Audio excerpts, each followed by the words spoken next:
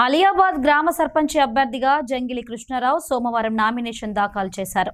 ఈ సందర్భంగా సర్పంచ్ అభ్యర్థి జంగిలి కృష్ణారావు మాట్లాడుతూ గ్రామ అభివృద్ధి ధ్యేయంగా గ్రామ ప్రజల కష్టాలు తీర్చాలనే ఉద్దేశంతో తాను రాజకీయాలకు రావాలనుకోవడం జరిగిందని, గ్రామంలో వీధి లైట్లు, సీసీ రోడ్లు, డ్రైనేజీ సమస్య, రైతుల నీటి సమస్య, యువతీ యువకులకు నిరుద్యోగ సమస్యలు, అదేవిధంగా గ్రామాల్లో ఉన్నటువంటి మహిళా సంఘాలకు ఉన్నటువంటి సమస్యల పరిష్కారం కోసం సేవకుడిగా పనిచేస్తానన్నారు.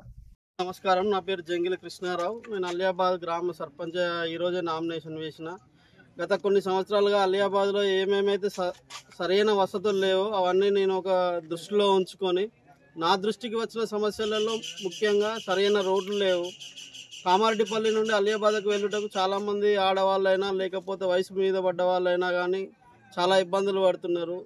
సాయంత్రం 5 దాటిందంటే చిమ్మన్ చీకట్లో అలియాబాద్ నుంచి కామారెడ్డిపల్లెకు 2 కిలోమీటర్ల దూరంలో చాలా అవస్థలు పడుతున్నారు.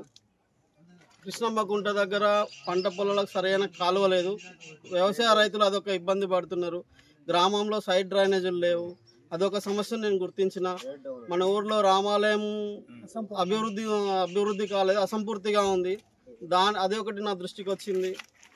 మీ అందరు నాకు సహకరిస్తే అన్నీ నేను నా దృష్టికి ఏ వచ్చినా, ఎలాంటి సమస్యలు వచ్చినా నేను ప్రతి ఒక్కరికి అందుబాటులో ఉంటా. అన్ని సమస్యలను పూర్తి చేస్తాను.